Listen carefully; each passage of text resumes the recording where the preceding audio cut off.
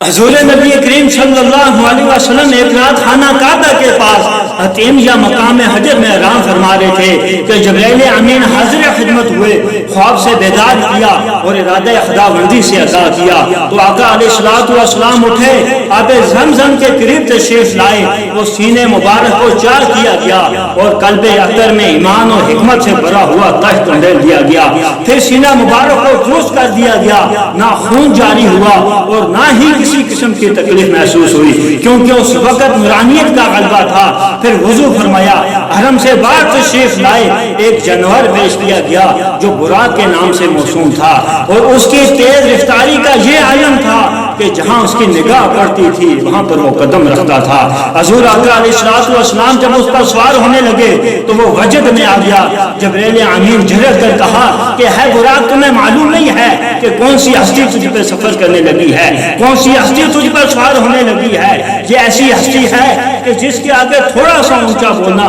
پورے زندگی کے اعمال کو ختم کر دیتا ہے۔ پھر جبرائیل امین نے لگام تھامی اور رکابیں میکائیل اور اسرافیل کو پکڑی تو پھر آپ صلی اللہ علیہ وسلم اس پر سوار ہوئے اور راستے میں اللہ کی قدرتوں کے نشانات کا مشاہدہ کرتے ہوئے بیت المقدس تشریف لے گئے۔ پھر جس عرصہ کے ساتھ انبیاء کی سواریاں باندھی جاتی تھی پھر اس کے ساتھ براق کو باندھا گیا۔ آقا علیہ الصلوۃ والسلام مسجد اقصی میں تشریف لائے جہاں تمام انبیاء اکرام آپ کی زیارت کے لیے انتظار کر رہے تھے۔ حضور آقا علیہ الصلوۃ والسلام کی ابتدا میں نماز پڑھی، اسی طرح لا تؤمنن بہ کا جو وعدہ جو روز اول سے ارواح انبیاء سے لیا گیا تھا وہ بھی پورا ہو گیا، اور اس کے بعد حضور آقا علیہ الصلوۃ والسلام آسمانوں کے سفر کے لیے نکلے، مختلف انبیاء سے ملاقاتیں کرتے ہوئے ساتویں آسمان پر اپنے جد کریم ابو الانبیاء حضرت خلیل علیہ السلام سے ملے۔ انہوں نے آپ کا استقبال کیا کہ مرحبا یا نبی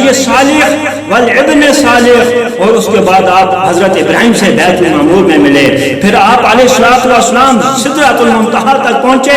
اور جو انوار ربانی کی تجلی گاہ تھی اس کی کیفیت کو الفاظ کے پیمانوں میں سما نہیں سکتی، کیا کیفیت تھی اس کی۔ پھر جبرائیل امین رک گئے، آقا علیہ الصلوۃ والسلام نے کہا جبرائیل کیوں رکے ہو، آگے بڑھو۔ جبرائیل امین نے عرض کی یا رسول اللہ یہاں سے آگے میں نہیں جا سکتا، اگر ایک قدم بھی آگے بڑھا میرے پال جو ہیں وہ جل جل راکھ ہو جائیں گے۔ پھر حضور آقا علیہ الصلوۃ والسلام آگے بڑھے، کہاں تک گئے یہ نہ ہماری زبانیں بیان کر سکتی ہیں اور نہ ہی ہماری عقل میں آ سکتا ہے۔ اللہ تعالیٰ نے کہا ثم دنا فتدلى فكان قاب قوسين او ادنى، وہاں کیا ہوا یہ بھی میری اور آپ کی عقل کی رسائی سے بالا تر ہے۔ قرآن میں کہتا ہے فاوحى الى عبده ما